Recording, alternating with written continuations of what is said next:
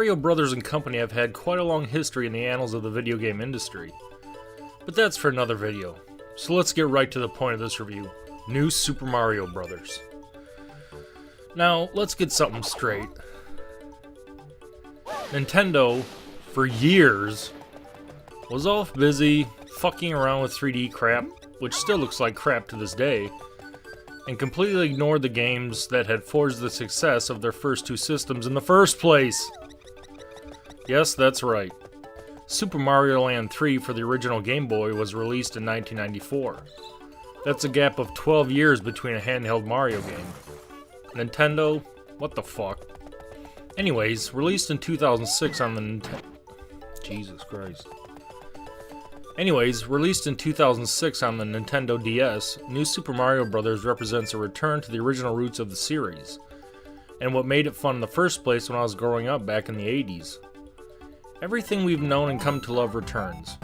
Jumping, stomping, breaking blocks, throwing fireballs, throwing Koopa shells, destroying everything in your fucking path. Wait. We'll come back to that. The simplest way I could explain this game is that Nintendo took Super Mario Bros. 3, injected steroids into the visual muscles, added some new bells and whistles, and you end up with this game. That's not saying it isn't original in its own way, but don't expect the world, or worlds 1 through 8. As usual, Princess Toadstool gets kidnapped and Mario has nothing else to do, so why not go after her? It's not he has a house to build, or maybe hit the local bar with Luigi or anything. So you start out in World 1 and go from there. The series staples return like the Super Mushroom, Fire Flower, and Superstar. But they are also joined by newcomers, the Mini Mushroom, which turns you into a Flea Man, the Blue Koopa Shell, which is basically useless, and finally the Mega Mushroom, which, as stated before, turns you into a giant, overalls-wearing death machine. You basically just smash through everything, and the more you wreck, the game rewards you with 1-ups.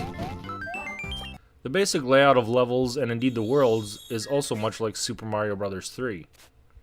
You have a top-down view of the current world, and you move around paths to each level or a mushroom house or a castle.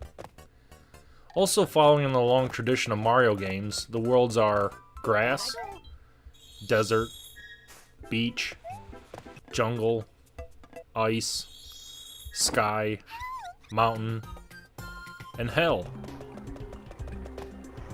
Each world has a certain amount of levels, including warp cannons and alternate routes as well.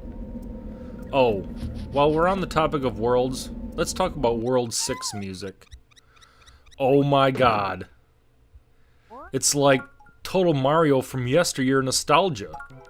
Here, let's just listen for a minute.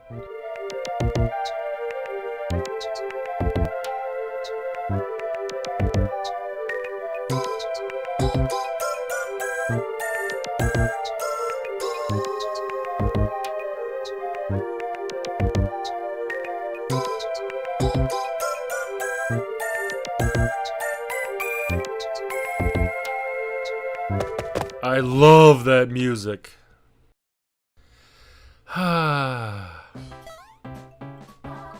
Lastly, after you travel to each world, you're able to freely travel between each world just by tapping its icon on the lower DS screen.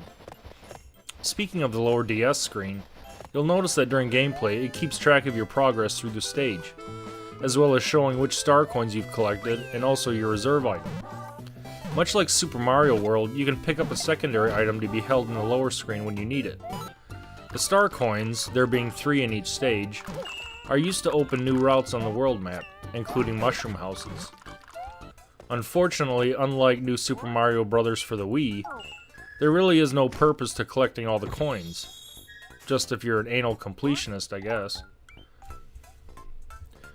The variety of levels is pretty good. There's all sorts of different gimmicks, like getting stuck in falling snow, and of course, it wouldn't be a Mario game without auto-scrolling levels.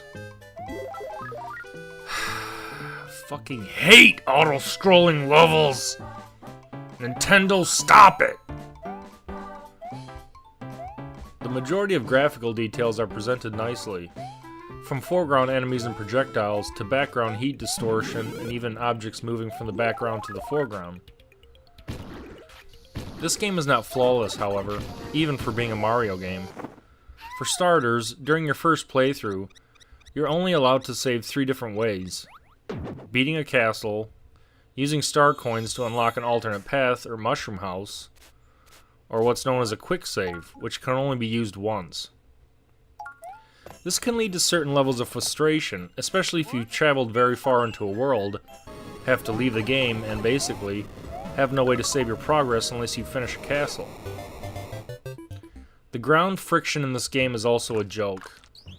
If you're running and say an unexpected pit shows up, unless your reaction speed is spot on, you're going in. Or into an enemy. Or into whatever. The controls on the ground could have been tightened up way more than they are. Forget the ice world, you might as well be running on ice in every fucking level in the game. Speaking of enemies, although the usual roster returns, there are some big additions to the lineup. On a side note, I think Nintendo didn't do the best job with the enemies in that. Compared to Mario himself, or other things within the game, they just don't look that good. They kinda look like a Goomba texture was overlaid onto a simple mushroom shape with feet, instead of giving them a proper 3D model as Mario has. Some new baddies in this game include this ghost with boxing gloves, a penguin that throws snowballs, big wigglers, a giant wiggler, a giant piranha plant, and some other odds and ends. Unfortunately, the mega ending with the mega big Bowser doesn't appear in this game, and you'll have to play through New Super Mario Bros. Wii for that event. Overall, New Super Mario Bros. Is a great addition to the franchise. While not really adding a ton of new features or changing the gameplay in any major capacity, it's still fresh and new for the most part. In the end, the version released on the Wii 3 years later is a much better version. But that's another story. Thanks for watching, thanks for subscribing, go check it out. Don't forget to check out my Twitch account for live shoot-'em-up action, my real-time playthrough videos, MAME Mondays, and other fun gaming videos as well.